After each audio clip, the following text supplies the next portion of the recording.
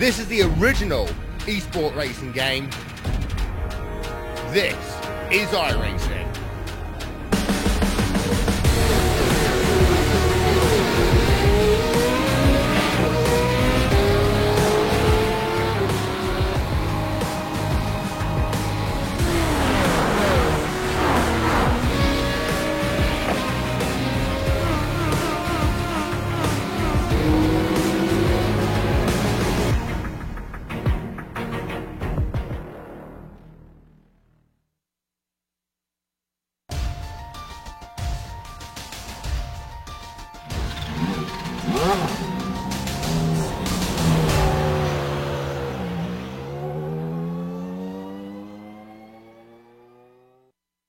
Last week, it was a short track with twisty bits. This week, it's a short track with long straights. And while most race fans think of the sock-shaped layout when we mention Monza, they might be in for a bit of a surprise. Monza's lesser-used junior circuit hosts these lower-powered cars and offers up one of the simplest layouts of the season. We'll see if that simplicity catches anyone out, though, as we get ready to watch round 2 of the Weekend Warriors, and you'll see it all live here on the Global Sim Racing channel and the iRacing Esports Network. Hi, I'm Joe Peak, and with me in the booth is Stefan Schlacher. Behind the scenes is our director, the Dr. Amjad Yaman, and is using cameras provided by Dougie Beard. Steph, it's only counted as 4 corners, so at least there's not much to memorize this week. Well, Joe, that might be true. I have to say, though, I always feel like the Monza Junior Circuit is Europe's answer to American Open. Being introduced as a possible layout in 1959, it features 2 long straights connected on one end by the famous parabolic curve and at the other end by 2 right-handers. And technically there's also a left-hander in it. White on black, it looks like an easy track. But that shortcut is quite a challenge. An incredibly 8 car widths wide entry narrows down to just 2 car widths. Plus you have the parabolica, which you have to challenge through with momentum versus handling. One thing these guys don't have to fear is the incredibly tight and tricky chicane out of said parabolica that once used to be a thing on this layout. But to perfectly show the challenges this layout really brings with it, let's take you on board a lap our GSRC lap guide.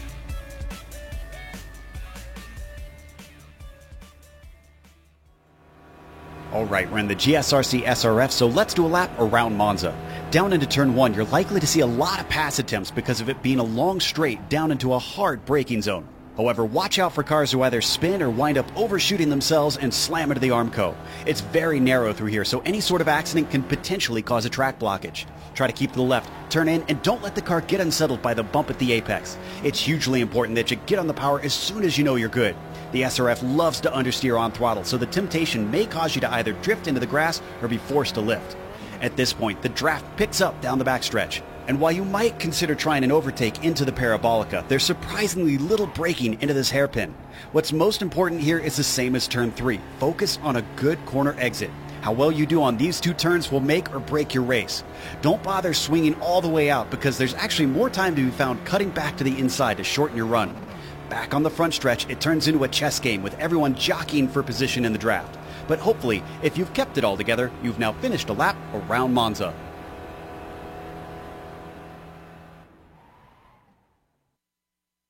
You see the sub 1 minute lap that you can do around this junior course, so it's very simple and it's very fast in these Spec Racer Fords. And the Spec Racer Fords are brought to you each weekend by the Sim Stickers. Whether it's button boxes, steering wheels, or keyboards, they have you covered. You can find more about them at simstickers.co.uk. Big thanks for helping bring the Weekend Warriors to air this season. Also, attention all iRacers, we found a way to get you all on the same boat. Take a cruise with us to celebrate the new year. That's right. Sail out of Miami with us on January 5th, 2020 for a 7-night Eastern Caribbean cruise on the Royal Caribbean Oasis of the Seas. Special group pricing has been put in place for iRacing members and their friends.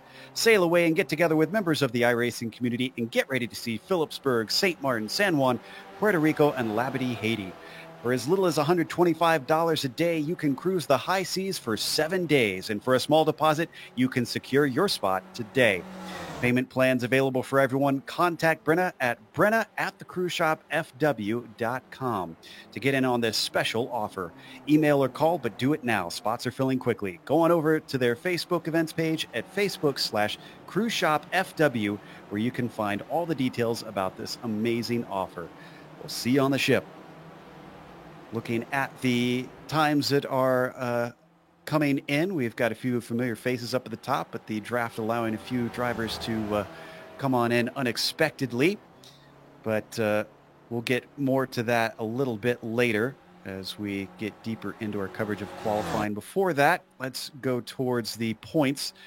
Of course, starting with the Spec 1 Championship. Now, they're a little bit different from what you'd expect because we do have bonus points to consider. Both Halliburton and Sadro managed to get some. Now, Gaspers finished second on track, but you see he's third here in the points. Well, he got 3 penalty points, assumingly due to the incident points that you can rack up and accrue penalty points there. We'll go over that in a second. Elson and Cofford round out the top 5, although we'll get to Cofford in a second as we go to the Spec 2 Championship. Stefan, how are those sitting? Well, we have got set Alex Cofford in first place here with 77 points to his name. Ed Doherty, second place, the UK driver, just 2 points behind. Dustin Decker, another United States driver, 10 points behind. Jim McGill, he is 11 points behind, so just 1 point there between third and fourth. And then we have Ian Haycox, a very familiar face here in iRacing, and GSRC, 13 points behind your leader of Alex Cofford. So only one race in. This could still yet change around. Let's talk about this race 2 and what you've got in store. They're going to have 3 drop rounds this season, and they have an open setup on this car. Now, from what I'm told by some of the faster drivers, you can still actually find a little bit of time around this track with the setup. I assume with it being a bit of a weird layout that maybe you can get an asymmetric setup on the car to find a little bit of pace.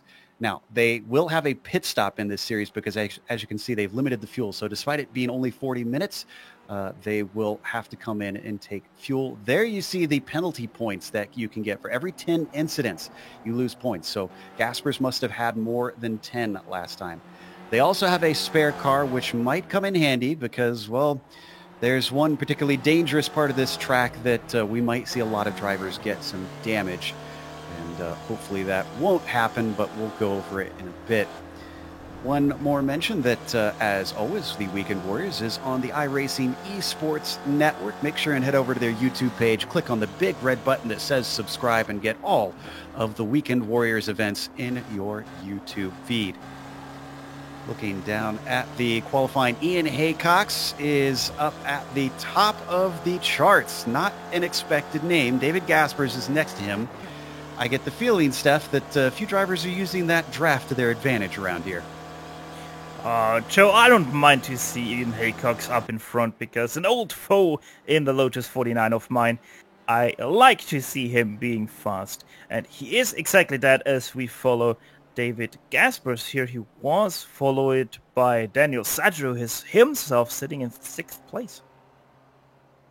Now, I talked a little bit earlier about there's a potential place where you could get some damage. Obviously, you can hit the walls or other cars just about anywhere on this track, but you mentioned the turns 1 through 3 where it gets incredibly narrow. Those walls are right by the side. I don't know about you, but I feel like a track blockage is a serious concern here today.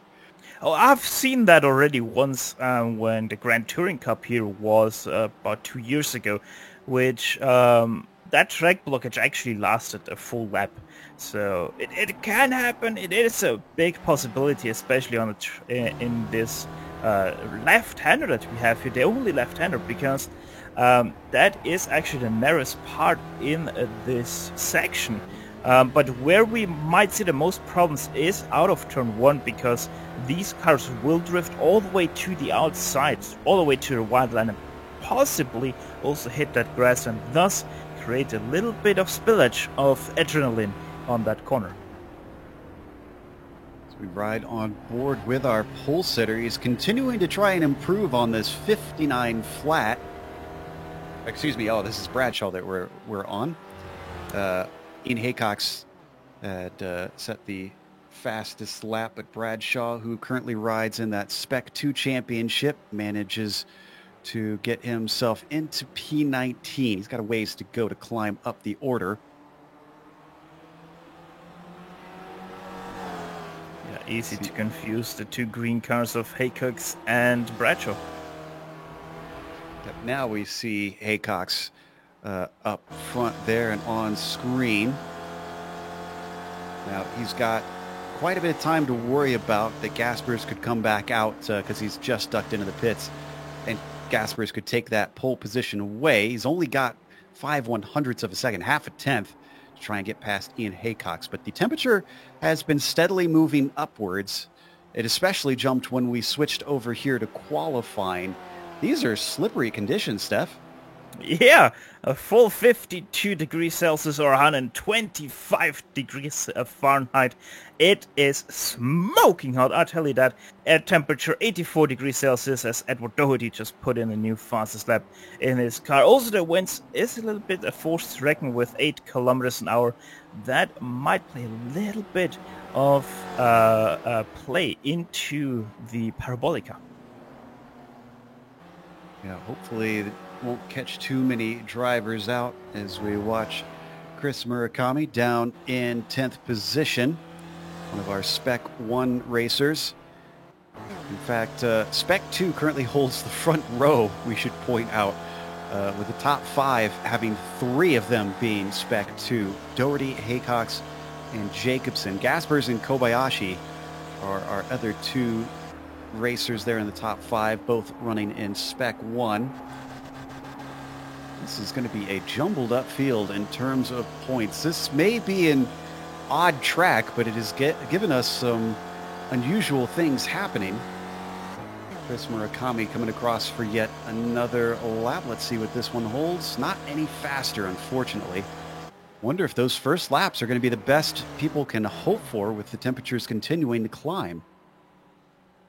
Well, as I said earlier, Doherty, while we were on that temperature gauge or looking at it, he did put in a new fastest lap, so it is still possible for these guys to put in new fastest laps, but they have to be able to get every single turn completely correct and to be able to have that perfect draft. So will this wind up putting some of those unfamiliar faces at the top at the end of the race? We'll see, because strategy always tends to come into play, and some of the cooler heads seem to prevail in these hot conditions, knowing how to use that strategy to their advantage. The other thing that we haven't talked about yet is lap traffic around here. We've got a fairly decent sized field, around a sub 1 minute lap, only 1.5 miles. Even though it's mostly straightaway, like we said, it's got a narrow part. I mean, is anybody going to possibly cause a headache for our leaders? I mean, right now the times are within about a second, 1.7 seconds. So that is still roughly about 50 laps on a perfect laps consistency that they would run into traffic. So that is pretty much out of reach in a 40-minute race. But strategy and pitting and stuff like that, and obviously mayhems and hiccups and stuff like that, we might see some traffic evolve over the race, but either it is going to be very little and they're only going to be able to catch them on the straights, or it's going to be massive because of hopefully not a big wreck at the start. That's a good point. Yeah, that wreck could certainly play a part in things. We're riding on board with Gaspers, still trying to get himself onto the front row, let alone the pole, himself dealing with traffic. That's Sadro and Decker that he just went by. I'm not sure if that compromised his lap, but he will have enough time to do one more after this. He sits at a 59.1 compared to our pole sitter's 59 flat. Just a little less than a tenth off of him. And it seems like Ian Haycox will not be able to respond as he's still sitting in pit lane, so he thinks that he has put in everything he got. There is Aaron Kobayashi. I'm pretty sure that's a new name as well in this series. I don't recall seeing Aaron driving last week. Wondering if this is pace that he can keep up week in and week out. Jeff Jacobson as well, the Midwest driver, coming onto the back stretch to complete his last lap. David Gaspers just crossed the line for his final attempt as that clock continues to tick down. 20 seconds left. Everybody coming across the line, starting that final go.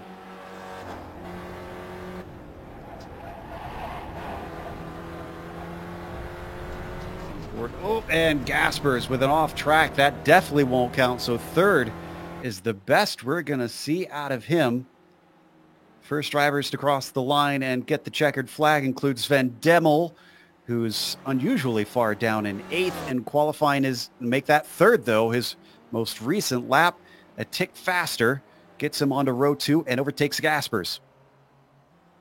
Yeah, which means we have the top 5 drivers within 0.05 seconds. So yeah, these guys really putting on a show in qualifying. See if anybody else is going to try and complete their laps. I'm seeing a number of drivers look like they're heading into the pits, unfortunately. Zach LeVay, one of them. He doesn't think he can go any faster. Bob Kern's going to give a try. Or is he? He is. Sometimes it can be hard to tell. Yep, yeah, he's going to stay out. Let's see if he can beat this 59.7. No, he cannot. He's 0.2 slow, unfortunately. Adam Bradshaw all the way down to 19th. He crosses the line, but it is not faster for Adam Bradshaw. And I believe that's everybody at this point. I do not see any other cars that are able to complete a lap because they've all crossed it after the checkered flag. Murakami, I'm pretty sure. About Murakami? Yep, he's already crossed. Yeah, it's been a minute since that checkered flag has come out, so he's just warming up.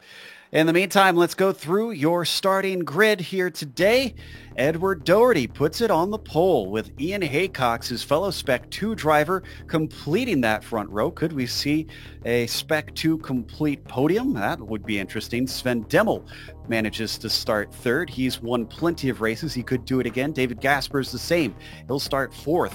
Aaron Kobayashi will be P5 at the drop of the green, with Jeff Jacobson starting in 6th. Daniel Sadro 7th, and then Dominique Bureau in 8th. Next row is going to be Steve Elson 9th, and completed by Chris Murakami in 10th. Steph? Alex Crawford, the Spec 2 leader after first race, down in 11th place. Alongside him will be Ryan Walker. Francois van Doornveld in 13th. Gary McGreevy, he lines up in 14th. Stevie Ray, the league organizer, down in 15th. Alongside him will be the green and black car of Michael Shaw. John P. O'Donnell in 17th. Alongside him, the 223 of Zachary LeVay. 19th and 20th go to Adam Bradshaw and Bob Kern. Nico Schuch will be 21st, followed by Todd Hansen. Then it's Dustin Decker in 23rd. P24 goes to Gary Wobolt. Aaron Vigli starts in the 25th position. On the outside of him will be Wayne Palmer. Julio Forcolin will be starting 27th. And then from there, you get drivers that did not get a lap time in. Not sure that they're going to be here today. James McRitchie does not look to be in the server. Christopher Patterson has lined up, and William Marshall has as well. So I think we're going to be seeing a 28-car field as the pace car now takes off to lead them around the pace lap. This will give us a good idea of just how narrow it is through here.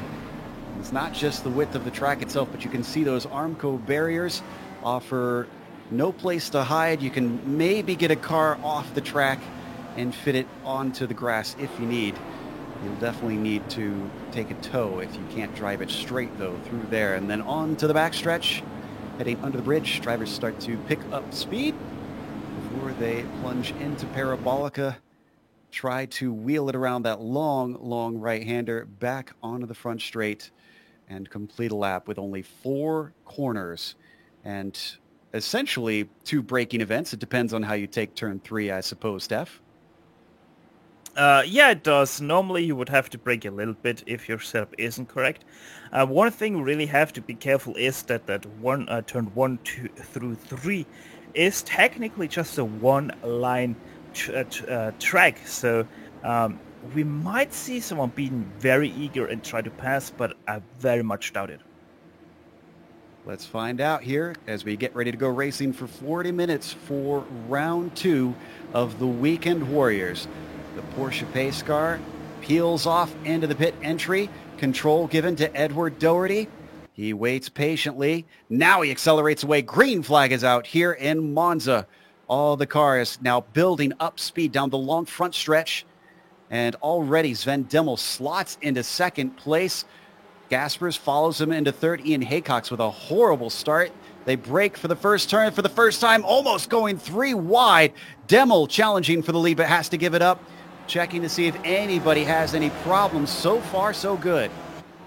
So far, so good indeed. But Ian Haycox with a terrible, terrible start. Losing 2 positions, just completely fell asleep at that start. Oh, and it was exit of turn 3 that's caused the problem. Drivers having to thread the needle through all the chaos. A few drivers off. I think we've got the replay on how this started. I didn't even see who first caused it. Seems like the incident evolved between Francois von Dornewald, who got hit in the back by Michael Shaw, just 2 lines crossing each other. Seems like Michael Shaw did overcook the turn ever so slightly, and Francois von Dornewald sadly was right there. Poor John P. O'Donnell was in the wrong place at the wrong time. Didn't see it on there, but he was one of the drivers that first came up to it, had no idea a wreck was happening to his left, and just was plowed straight into the Armco. So plenty of drivers taking an early stop, but unfortunately they're going to have to come back in again because this is just to take their spare car. Meanwhile, at the top, you can see Gaspers is leading. It's starting to stretch away from Doherty, who holds down second, and then we got a side-by-side battle for third between Demmel and Haycox. Haycox to the inside in the green. Well, not gonna lie, I hoped a little bit that Gaspers will be able to not be that fast up to the front, but yeah, blistering start by him from 4th all the way up to 1st already, and Doherty and Ian Haycox side by side out of parabolic. Look at that shove from Demmel. He's saying, let's go, giving a bump draft to Ian Haycox there in front of him. Haycox going to duck off to the left side. I think maybe he's got the right idea. Demmel's probably going to be pretty fast compared to them. And I thought he was going to overtake into turn 1, but as they slot down single file, it goes Haycox, Demmel, Doherty. Yeah, Haycox seems to be very good on the brakes here in the early laps, as we are now already on lap 3, and the first traffic is coming up as John P. O'Donnell, not too far ahead of David Gaspers anymore. I think these are the drivers that we saw duck in to try and take that spare car. Ride on board with Edward Doherty there for a second as we now jump back behind them, because this train continues on until you get a little break to the number 208 there. That is Dominique Bureau in 9th, being chased by Jacobson, Walker, Murakami, Ray, and McAreevy.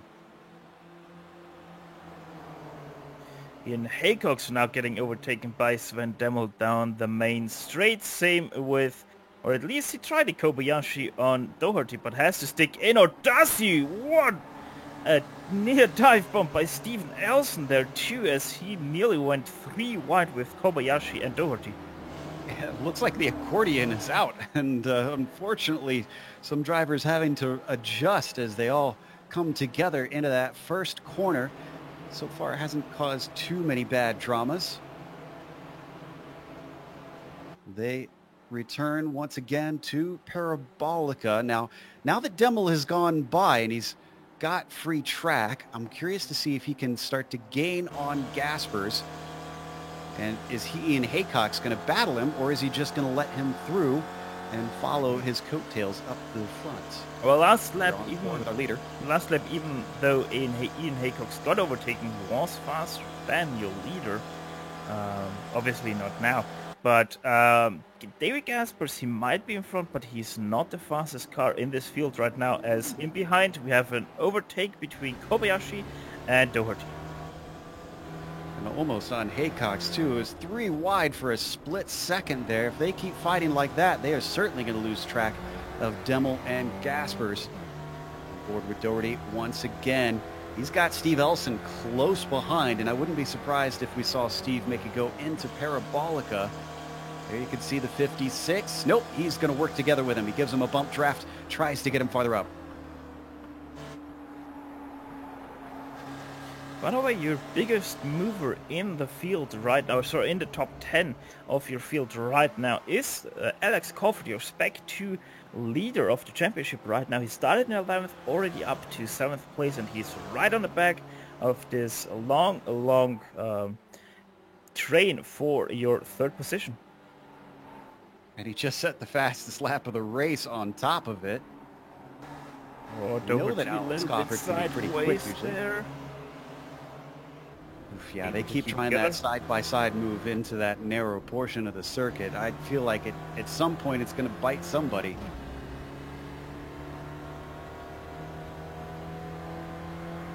On the back stretch as we ride on board with, I believe that was Crawford.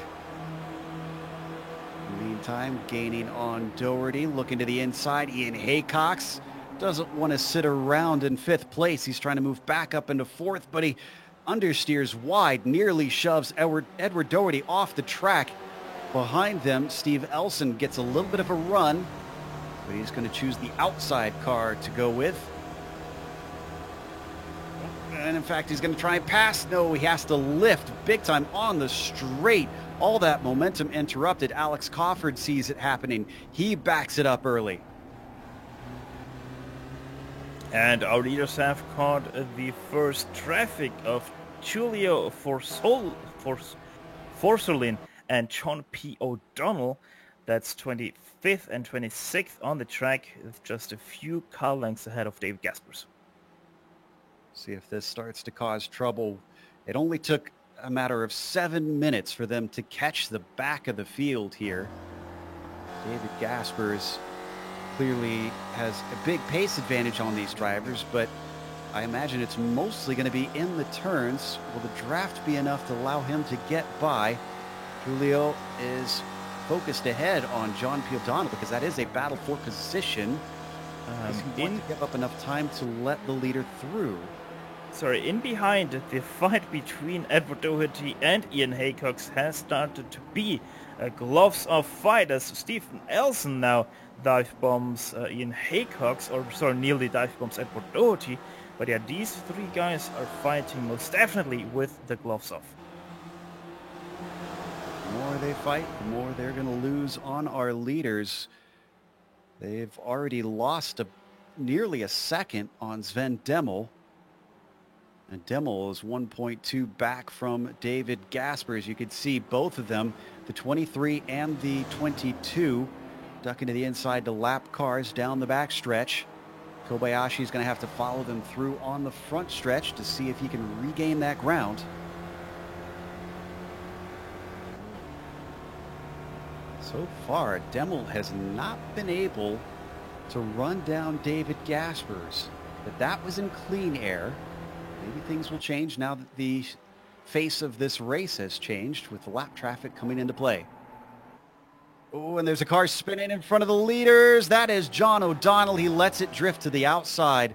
Probably a smart move as he tries to come across the track, just gets there in time. Whew. He picked that pole perfectly. That slots him all the way down to 26 after that incident. See the 294 to the inside going by more of the traffic. They're practically shoving Forsolin out of the way. He actually goes off track to let them all through. They are in a hurry. Battle for 4th position, nearly going 3 wide. Actually, Ian Haycox tries to take it 3 wide. They are now 3 wide. Ian Haycox on the inside, the other 2 cars getting closer and closer together. Who breaks later? It's Stephen Elson. Will he be able to keep the momentum? You know that's a big no. Doherty and Haycox fight it out side by side, still through turn 2 to go. And now Doherty defends off his 4th position. Oof, these guys are racing brave. Doherty is the one that comes out ahead due to it. But it continues to lose them plenty of time. They're managing to get sub-1-minute lap times still, even with this side-by-side fighting, as Elson now looks to move to the front of the group. Shoots way far ahead. Does he make the corner, though? He drifts out a little bit on the exit. Doherty sees it, comes back to the inside. Edward going to retake the front spot. And up in front of them, Aaron Kobayashi now takes it too wide with Sven Demmel. For that second place, Sven Demmel lets him by. But these guys, once again, 3 wide down the straight. Doherty and Elson actually had a little bit of a touch there. Haycox to the inside of Doherty. Doherty tries to hold on around the outside. This is actually going to switch back in his favor in the left-hander, but then it comes back to turn 3, and he's fully ahead this time, single file, as they somehow come out the other side, and almost Elson drifting into the right-hand side of Ian Haycox on corner exit. My, woof, look at the moves they're pulling here. That was a little bit of an accidental block there on Daniel Sadler by Ian Haycox. Meanwhile, Steve Elson once again passed Doherty and Alex Coffer from 8th up to 6th place. Everybody's so focused on what they're doing in the car ahead, they're not necessarily watching what's going on behind. Another run down the front stretch as the 294 of Doherty gets up behind, looks for a bump draft. And while those 3 work in a train, Ian Haycox says, all right, I'll just go it alone, go around the outside and see if I can take this spot, but he outbrakes himself and he's into the grass. I thought he's gonna go straight into the Armco Barrett there. Nice recovery. Behind them, we got some side-by-side action between Bureau and Murakami, and I think Murakami's going to get the better of that to move himself into the top 10. Look at the chaos. This is erupting once again with more 3 wide. Do the Häkkinen McAreevy thinks and tries to do it on the inside, but the momentum goes away from him, is able to outbrake everyone else, though. Yes, no he isn't. Momentum might swing back to the number 4 machine of Walker. No, it's not. So McAreevy there does the Häkkinen, goes around the inside, overtakes 2 guys.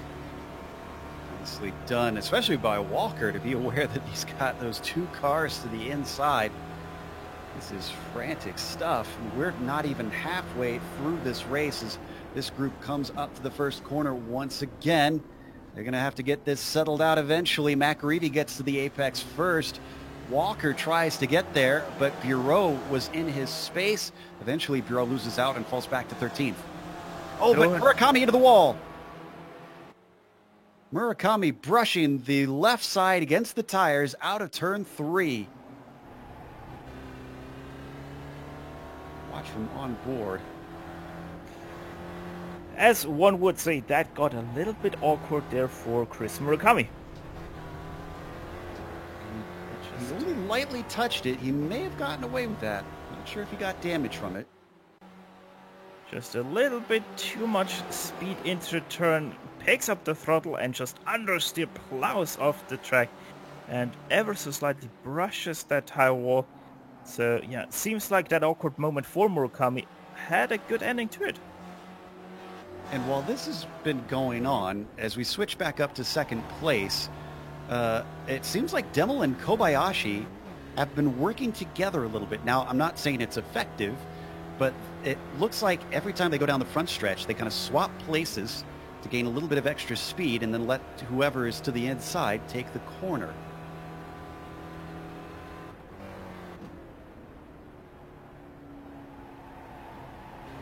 We get a good view of it right here as Kobayashi comes off of Parabolica. And just real quick, one thing we have missed in all this chaos, Daniel Sadro, he got plowed into by Ian Haycox about a lap ago into turn 1 and now carries a major rear end damage. And we've got our first pitter. Take a guess who it is. It's Stevie Ray once again. Seeing if he could go to the end from here. So with that, the pit window is officially open. Always nice to have someone like Stevie Ray who always pits on the first possible lap. Can't say he can really fool anybody with his pit strategy, though. It's kind of you kind of know what to expect with him. So we switch back up to Elson running in 4th place behind the podium, who have really pulled away from these battling quartet now that we've lost a couple of drivers in the form of Ian Haycox and Daniel Sadro. Well, no, I guess we haven't lost Sadro. He's still in there. Yeah, Sadro is still there. Oh, someone is taking to the pits. That is Steve Nelson. Interesting. So Elson also going for an early strategy. I wonder if Sadro isn't aware of the damage he's got on the back of the car.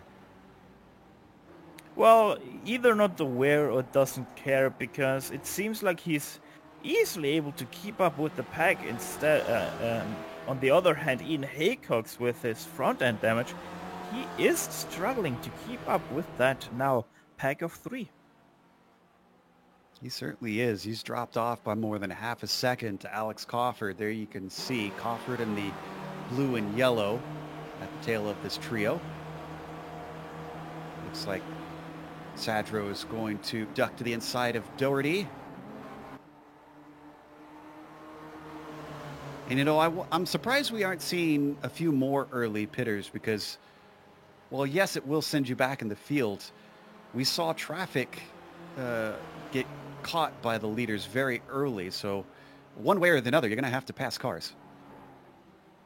Yeah, well, the thing is, it loses you a bit more than half a lap here to take your pit stop. So, like Steven Elson, he was lucky to get up in front of the pack that is for 19th place.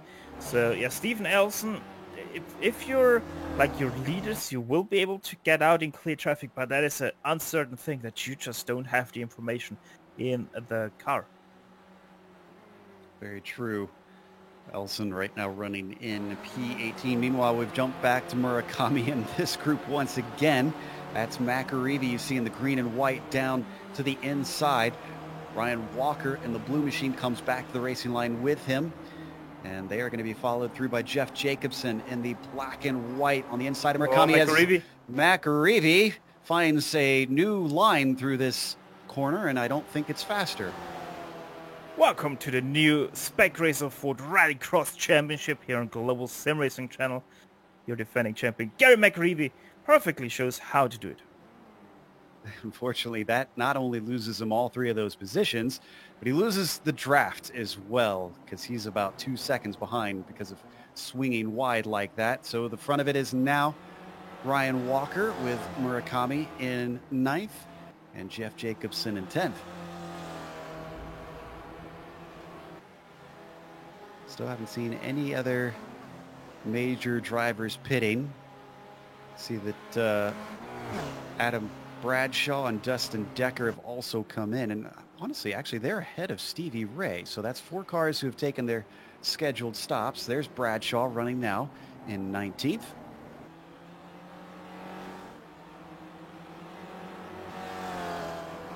And that's actually Decker right behind him in the red and white.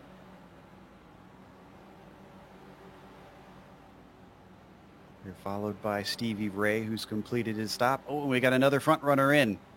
This is Doherty. The 294 looks for his stall just about at the halfway point. Still looking for a stall. Now he finds it, the very last stall, obviously, as he did put in the pole lap in qualifying. So Doherty, he is stationary. Where is Steven Elson? As Doherty is already off. Steven Elson just now over the start-finish line, so that might actually get close between the two. And sure enough, Steven Elson. Yep. He's by.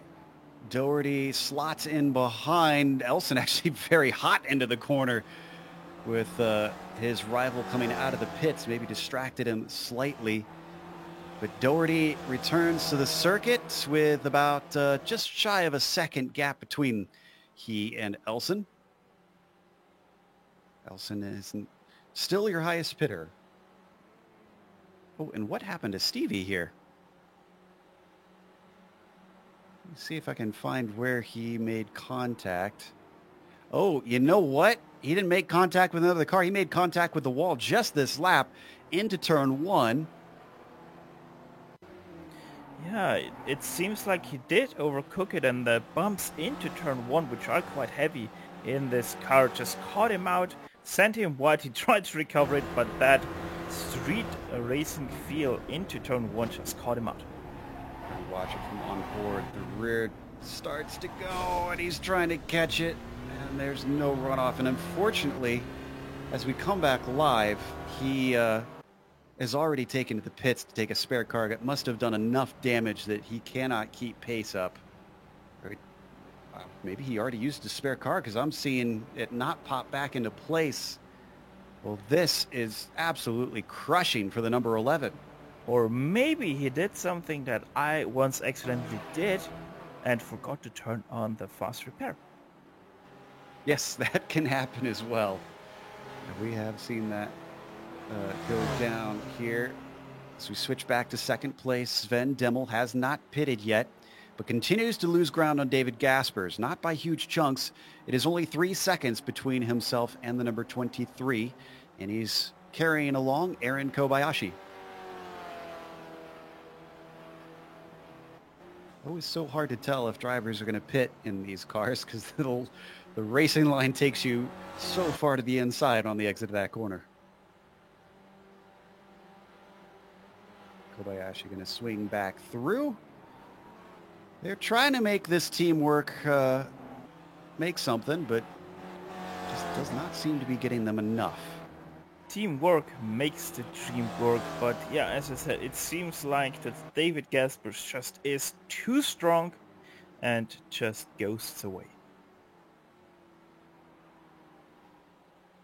A little bit of a swapping of positions back amongst Jacobsen, Murakami, and Walker yet again. They've been quite a bit of action back there in P7, or what is now the battle for P7.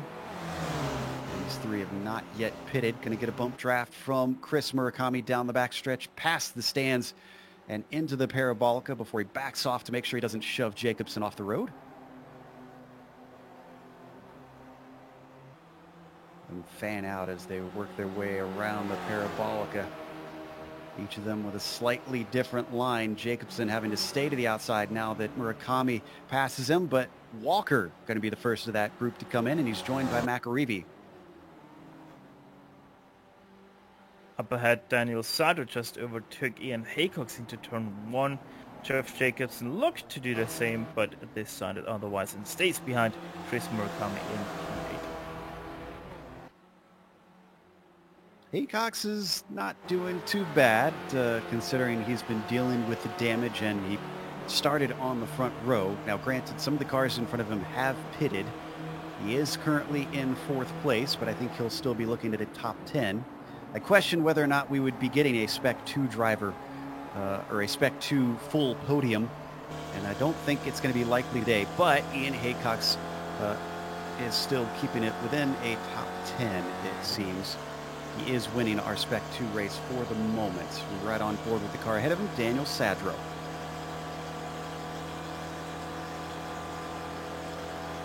It just shows that Spec 2 drivers, they can be there on one lap, but it seems like over a full race. Oh.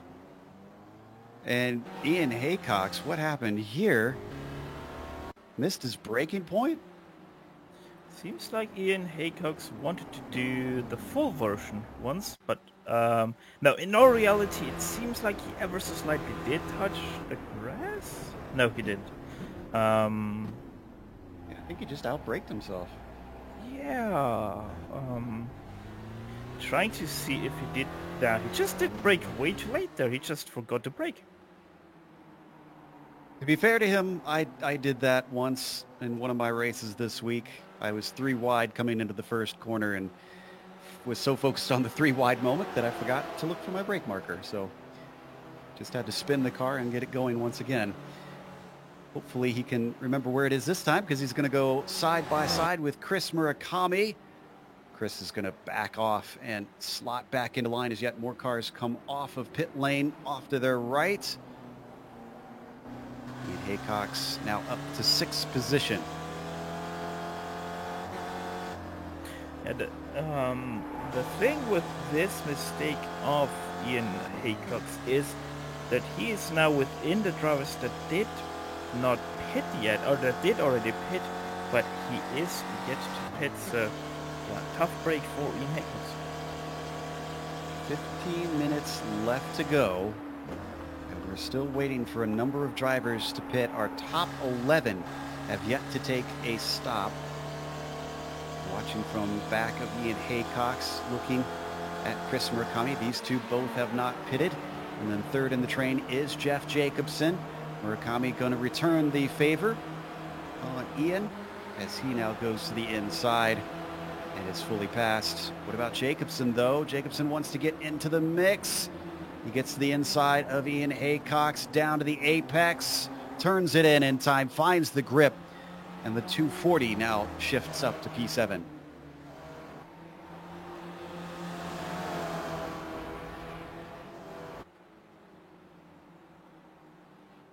Keep kind of watching these top drivers to see when they come in, because we're starting to get to the end of that pit window. So far, nothing for Gaspers and nothing for Demmel and Kobayashi.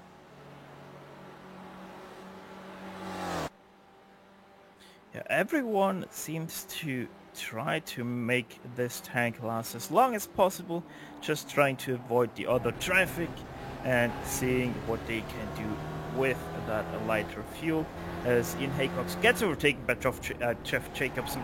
And I have to say a little bit of a sorry to Ian Haycox. He obviously is still in 7th place, so he is still within the drivers that didn't pit yet, but obviously lost a lot of time there to his competitors.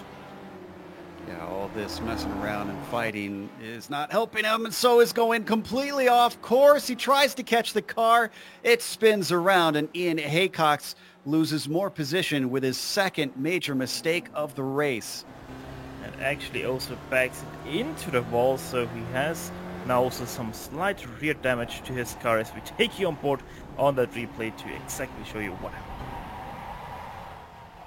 Just wide into that corner, and then kept trying to save it, but there is no saving it from that point. I can report that David Gaspers has pitted. Sadro's going to follow him in. Demmel stays out. Kobayashi stays out. Cawford as well goes for one more lap. But many of our drivers are now in. Murakami as well. Jeff Jacobson, Ian Haycox.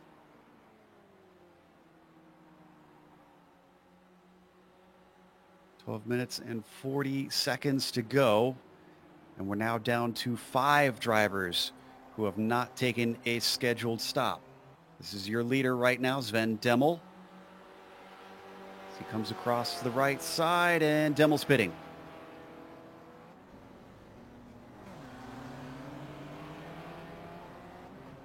Kind of checking to see, too, if anybody's managed to get a speeding penalty on entry. You do come in there pretty hot. So here comes the driver who's led most of this race. We ride on board with the number 23 of David Gaspers. He obviously done with his pit stop. Should not be jumped, we don't think, by Demmel or Kobayashi, because they were about 5 seconds behind during their pit stops, and indeed he breezes on through. Now, please do correct me, but that was a very slow pit for Aaron Kobayashi there. Yes, it was. Incredibly slow, honestly. But not for what seems to be a penalty, as he's coming out just as Bob Kern, a lapped car, has to go around the outside, and Daniel Sadro, who is for position, catches up behind him. And Sadro is bringing along friends. Oh, and behind them, a number of people getting very rude with Bob Kern. Yeah, Steve Elson and Bob Kern made slight door-to-door contact, which made Bob Kern jump on his brake, and Adam Bradshaw, nowhere to go, slams into the rear of him, as we show you that once again on the onboard of Steve Elson. There's the door slam, and there was the contact. Thankfully, everybody's able to keep going.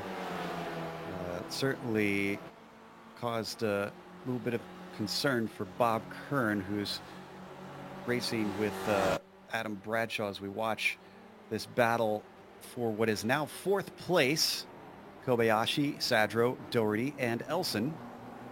The good news is, Steph, is that the track has cooled down to a very chilly 117 degrees Fahrenheit.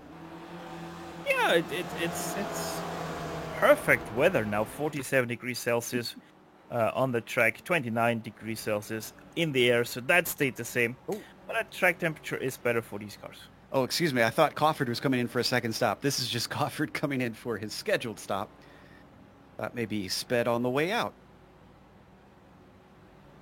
So this will now finally hand the lead back to David Gaspers for sure. With 10 minutes left to go, we jump back to Kobayashi, trying to pull a little bit of a draft from Aaron Vegley.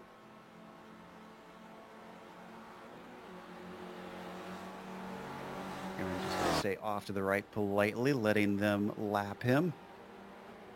Interestingly enough, even though Cofford was able to stretch his tank so much further than anyone else, he did not gain any track position. Oh.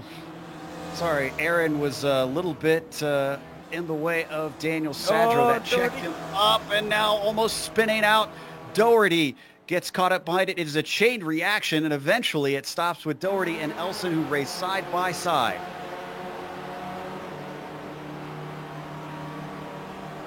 That very nearly went south in a hurry.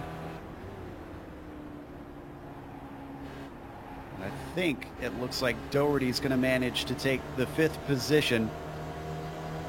But Sadro, I think, almost came up and shoved Aaron as he tried to let the group through the narrow corners of 1, 2, and 3.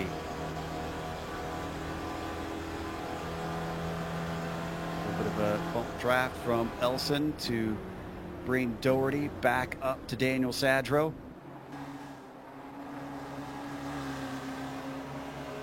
This time, everybody staying single file through this portion of the circuit.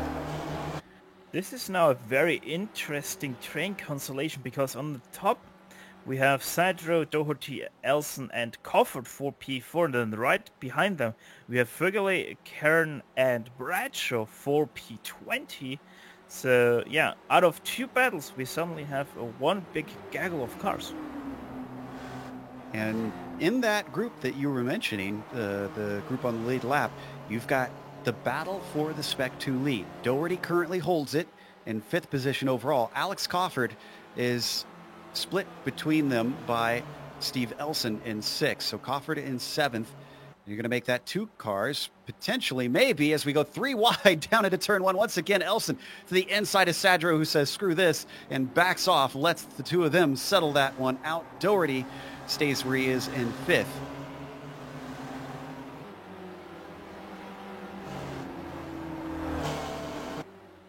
And the very interesting thing, not only because, but also Aaron Kobayashi is able to breeze away from this battle for P4 now already over a full second ahead of this battle pack. But to tell you the pace that the top 2 are going at, Kobayashi is a whole 12 seconds behind Sven Demel. Now, some of that has been added to by his, what we estimate about a 7-second long pit stop, Kobayashi. We do think that Aaron is a newcomer, and I know some drivers were talking pit strategy with him before the race. I'm wondering if Aaron needs to take a few more notes, because maybe he just took too much fuel. In total, his pit lane transition was 10 seconds slower than the one of Sven Demel, and he was only a full second behind Sven Demel going into the pit lane. So yeah, Aaron Kobayashi showing that he is still a rookie in this car. Usually you don't have to make pit stops in the Spec Racer, both in real life and in the official series on iRacing. They do it a little bit special here, so you may not be used to having to calculate that. We ride on board with Sadro, who closed on Doherty but then decided to back out.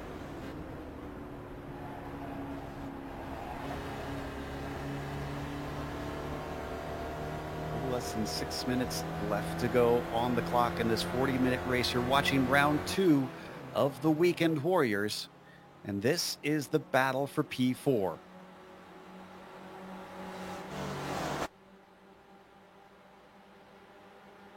No, it says battle for third. Kobayashi. Oh, actually it is now the battle for third because, wow, Elson deep on the brakes has re-caught Aaron Kobayashi.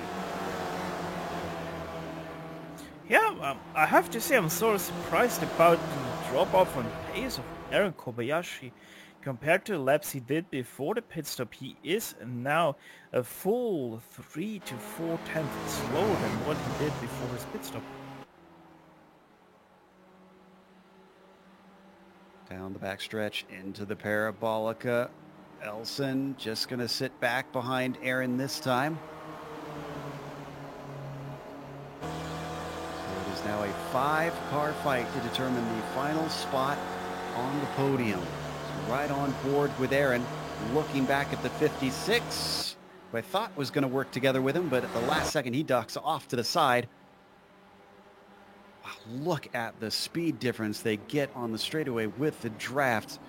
Doherty ran up the inside, but then at the last second braked early so that he doesn't get into Kobayashi. This moves Elson up to third. Kobayashi now fourth. Doherty rides P5.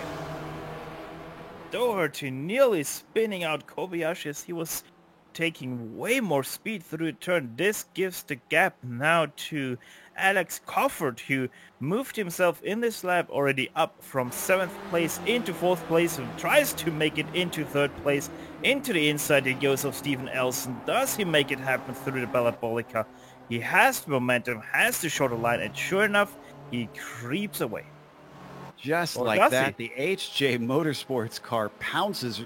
Remember, Cofford is fighting for the Spec 2 win. So not only did he overtake his rival for that Spec 2 lead, but he put cars between himself and them momentarily. That has changed completely. Back on the front stretches, down to the inside, splitting the middle, goes Edward Doherty, who manages to get by both Cofford and Elson. And behind them, we had a big accident. We'll get back to that in a second as they try to settle this out, and I think they've finally got it single file.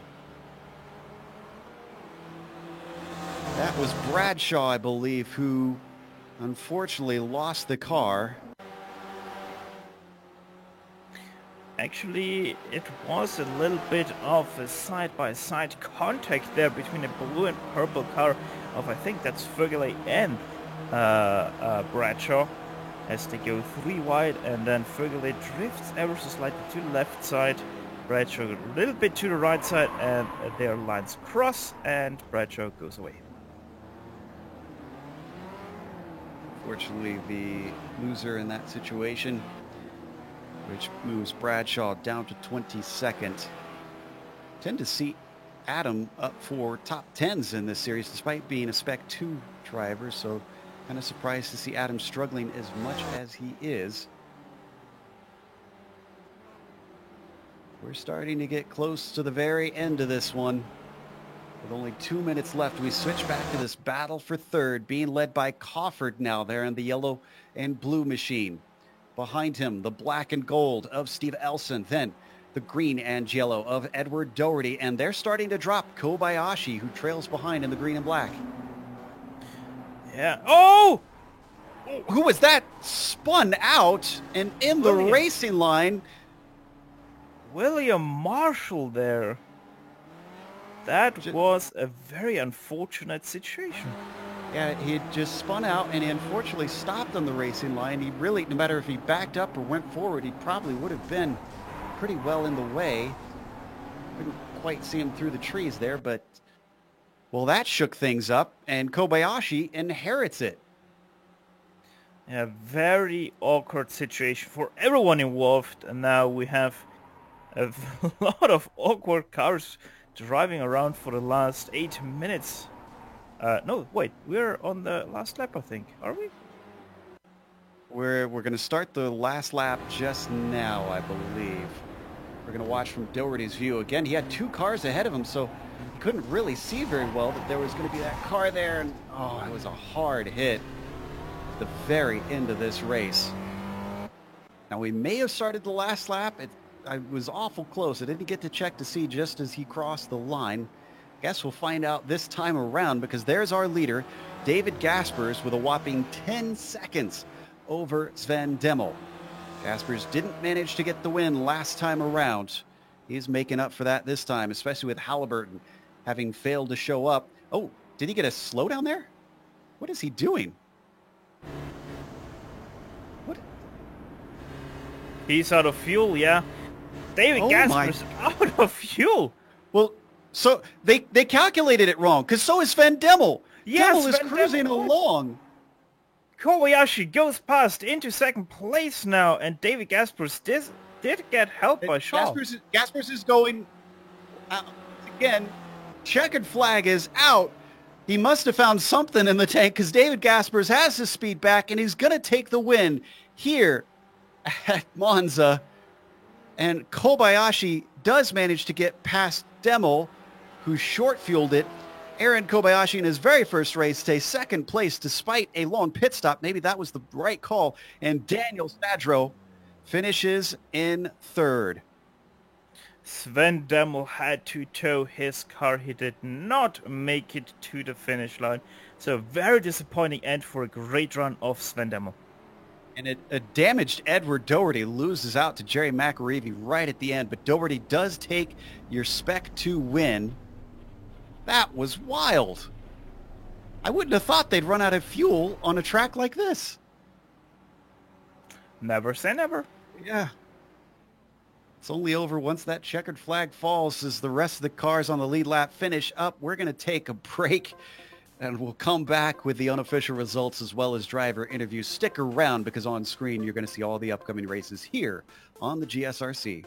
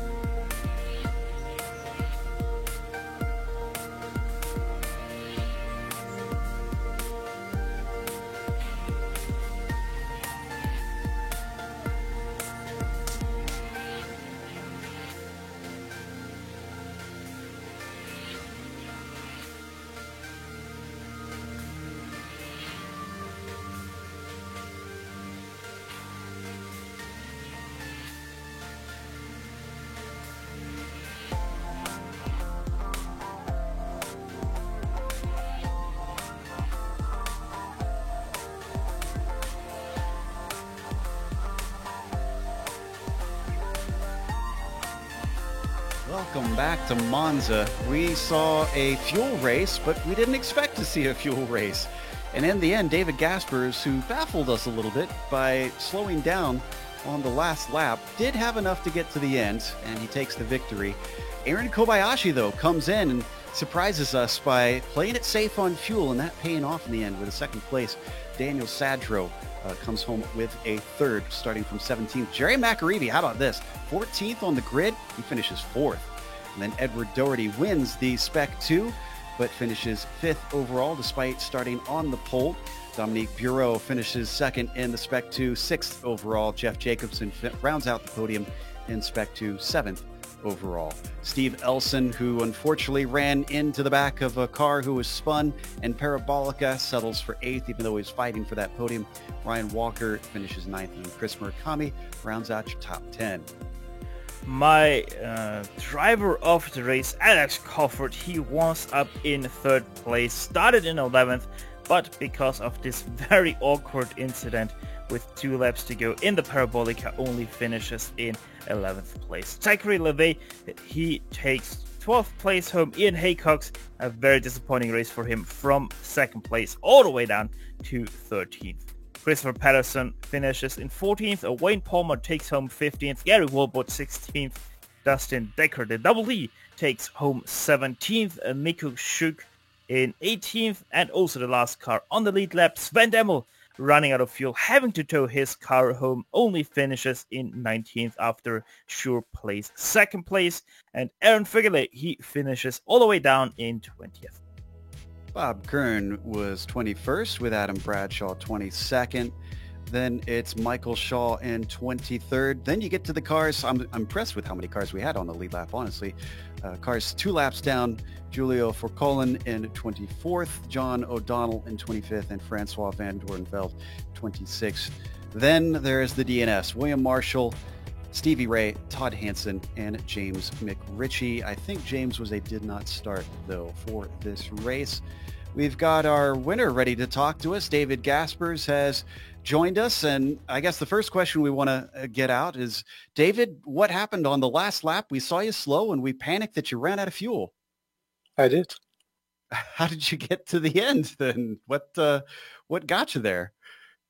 I did have enough fuel in theory. I always do my fuel calculations during the race, and since I had to push overtime, I somehow forgot to add the safety fuel for when the engine will start stuttering. So I had to slow down on the last lap to not risk spinning because of the engine giving out. But yeah, as soon as I stopped the car after the line, the engine was out. Wow, that's cutting it awful close. The good news for you is that your rival behind you, Sven Demmel, also seems to have ran out of fuel. How was it out there on this track? I had the honor of getting to race against you earlier this week, but this was much different conditions, it seemed. Very slippery, but other than that, quite similar. So was traffic much of a hassle out there? There weren't quite as many cars that were lapped as we expected with such a short lap. No, I think most of the drivers are really close here since it's basically just 4 corners. And in most cases, I got quite lucky and caught the others on the straights, so I profited from it most of it. Well, we look forward to seeing you at Bathurst. You made up for second last round with a win this week, sir. Yeah.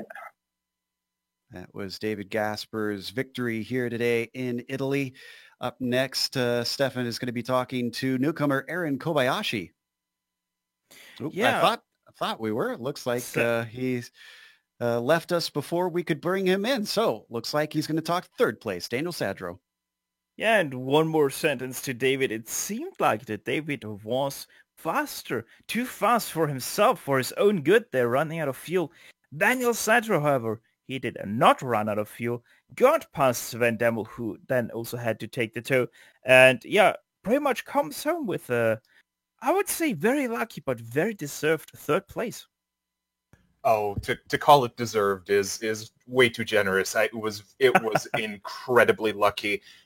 Really, I had thought my strategy was going to work out well, and then I only found myself within a second after the pit stop of Steve Elson and Ed Doherty, who both just ran incredibly well after their pit stops. And then obviously they were going to get by, and I was just going to let them and kind of figure out where I was going to go. Unfortunately, there was that incident with the lapped car into the Parabolica, which basically took a bunch of them out. And then it was just, and then it was lucky for me again when Sven ran out of fuel. So very, very lucky third. Well, at least you fought very hard for your third place in that massive pack throughout the race. And you also have to be skilled to be lucky. So you can always take that away. But hey, a third place is a third place. And next week we're going to a completely different track. How are you taking on next week's challenge that is Bathurst? Oh yeah, it's going to be completely different. Not obviously there will be some draft, but not as much. You're going to be able to get away from some drivers, hopefully, through the technical mountain section. So I'm hoping that I will be able to qualify better and then start up front, which will hopefully lead to a good finish out there. Well, fingers crossed for you for next week, Daniel. And as always, thanks for talking to us. Well, thanks as always for broadcasting us, and have a good week. You too, Daniel. Next up, Joe Peak talking to your second place finisher, Aaron Kobayashi. Yeah, someone, hey, how are you? Hey, Aaron. Someone apparently got Aaron's handler and brought him back to the interview room. Aaron, you managed to get a second, and if we're not mistaken, is this your first time racing with the Weekend Warriors? Yeah, I've been racing SRF for a number of years, but this was the first time. Typically, I'm with my kids and my family, but I made a special exception and just got lucky to get a podium today. A little bit lucky, but it seems like you planned a little bit better on fuel. We noticed you had a very long stop compared to the others. Are you a little bit inexperienced doing pit stops in these cars? Yeah, guilty as charged. I did the full fuel up just by accident. I actually thought you could just hit the gas and go. I didn't realize that that wouldn't let you release. So I was planning to just follow Sven, and as soon as he left, I was going to leave. Maybe not the best strategy, but that didn't work out for me, but it all turned out in the end, I guess. Absolutely. Now, you were among that group that suddenly came around Parabolica towards the end of the race and found a stopped car. What was going through your mind, and how did you recover from that? I was just trying to look which way he was heading and try to go the opposite way, to be honest. At first, I was actually going to head inside, but I seemed to think there was somebody on the inside of me, and it looked clear to the left, so I went that way and got lucky, I think. That was a big heart-stopping moment for me, certainly. So next week we go to Bathurst. Do you plan to be back, and do you think you'll fare as well at a drastically different track? I have some experience at that track and really enjoy it, although, the downhill part is always a bit scary. We'll just have to see how it turns out. I'd like to join. I've been wanting to join for, a number of years, to be honest, but usually family's first, and so I always do family first. What can I say? That sounds like a noble reason to miss a race, honestly. Well, congratulations on second place. It was a well-earned podium for your first time out here in Weekend Warriors. Thank you, and it was great to see all of the old SRF gang and some new ones, and hope to see you guys on track. Have a good one. See Aaron back as well next week in Australia. Well, we got one more to talk to. That is our Spec 2 winner. Steph's going to talk to Ed Doherty. Yeah, and Ed, you were also part of that very big battle group there at the very end when you came around to a stopped car right in front of you. What was going through your mind when that happened?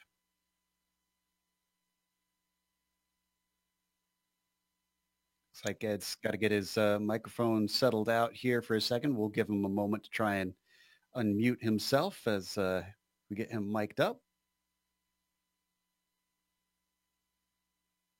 It looks like Ed, unfortunately, is not going to be able to talk to us today. So that's a bit of a shame because after his pole position, that was an impressive run from Mr. Doherty, especially to finish where he did overall. So I believe that is going to be it for today. We're going to close up and thank our sponsor, Sim Stickers. Again, if you want to see if they've got anything that could help you with your button box, check them out at simstickers.co.uk. And by the way, they also do stuff for keyboards, so you don't necessarily need a button box to see if they could help you.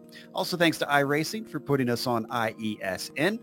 Make sure and subscribe to their channel. All you got to do is go to their YouTube page and click the red button that says subscribe. Thanks to the companies that provide the software and the hardware for our broadcast. They're listed here on your screen. And additional thanks goes to June Lalonde, who provides our wonderful music. See the screen for how to get a hold of more of her great work. Thanks to the team today, Stefan, Amjad, and Dougie. If you'd like to find out more about GSRC, including upcoming races, you can find it at globalsimracingchannel.com. We're also on social media, on Twitter at GSR Channel, Facebook at Global Sim Racing Channel, and Instagram at GSRC_Graham. After 2 incredibly short tracks, we're going to one of the longest on iRacing, Bathurst. That'll be Sunday, June 30th at 3:45 p.m. Eastern. We also have upcoming races for other series listed on the screen, so check those out and mark them down on your calendar. But until next time, race clean, race hard, and we'll see you on the track.